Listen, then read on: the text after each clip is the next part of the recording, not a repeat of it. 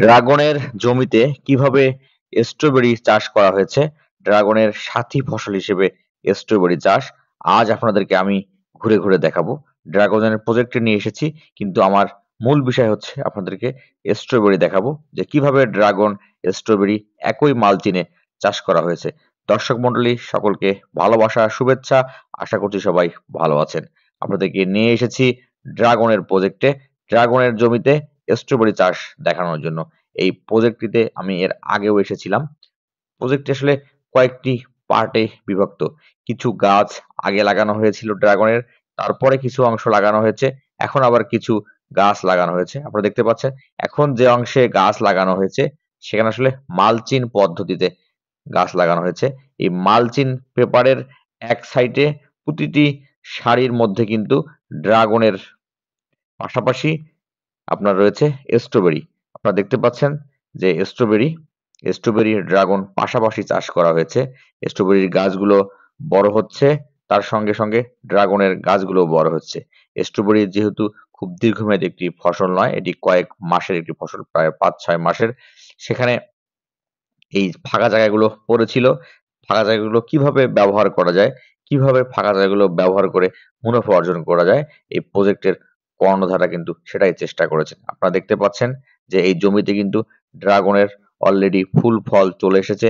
কিছু ড্রাগন কিন্তু পাকার উপক্রম হয়েছে বা পেকে গেছে। যেগুলো পাকার উপক্রম হয়েছে এই ড্রাগন গুলো কিন্তু বিশেষ করে কালো পলিথিন দিয়ে ঢেকে দেওয়া হয়েছে যেন পাখিতে নষ্ট না করে। আপনারা দেখতে পাচ্ছেন যে লাল টসটসে ড্রাগন ধরে রয়েছে গাছে। যেটা হয়েছে এই মালচিং ব্যবহার করার ফলে এখানে কিন্তু আগাছার আক্রমণ হবে না, কারণ আগাছা কিন্তু ফসলের অনেক ক্ষতি করে থাকে। আপনারা জানেন যে আগাছা ফসলের মূল ফসলের যে খাদ্যগুলো থাকে সেগুলোতে ভাগ বসায়, যার ফলে ফসলের যে কাঙ্ক্ষিত উৎপাদন সেটা কিন্তু হয় না। আর আগাছা হচ্ছে রোগ পোকার আশ্রয়স্থল হিসেবে কাজ করে। সেজন্য আসলে এখন আধুনিক কৃষি প্রযুক্তিতে এই মালচিং পেপারের ব্যবহার বেড়েছে। কৃষি কিন্তু দিন যাচ্ছে আধুনিক হচ্ছে, কৃষকরা আধুনিক হচ্ছে, অনেক আধুনিক চাষিরা এই কৃষির সঙ্গে যুক্ত হয়েছেন। আপনারা দেখতে পাচ্ছেন আমরা কিন্তু ঘুরে ঘুরে দেখছি এই ড্রাগনের প্রজেক্টটিতে কিভাবে স্ট্রবেরি চাষ করা হয়েছে। আপনারা জানেন যে স্ট্রবেরি কিন্তু প্রধান সমস্যা হচ্ছে মাকড় আর হচ্ছে ছত্রাকের সমস্যা। এই মাকড় ছত্রাক যদি দমন করা যায় তাহলে স্ট্রবেরি থেকে কাঙ্ক্ষিত ফলন পাওয়া সম্ভব। আর ড্রাগনের যেটা হচ্ছে পোকার সঙ্গে সঙ্গে ছত্রাক থাকে, বিশেষ করে গোড়ায় পচন লাগতে পারে। এগুলো হচ্ছে ড্রাগনের প্রধান সমস্যা। আর আপনারা তো জানেন যে ড্রাগন কিন্তু গ্রীষ্মকালে পাওয়া যায়, আমাদের দেশে সাধারণত শীতকালে ড্রাগন পাওয়া যায় না। আর স্ট্রবেরি কিন্তু শীতের শেষে গ্রীষ্মের শুরু পর্যন্ত পাওয়া যায়। দেখতে পাচ্ছেন যে কালো পলিতে যে স্ট্রবেরিটি রয়েছে পাকা কালারের।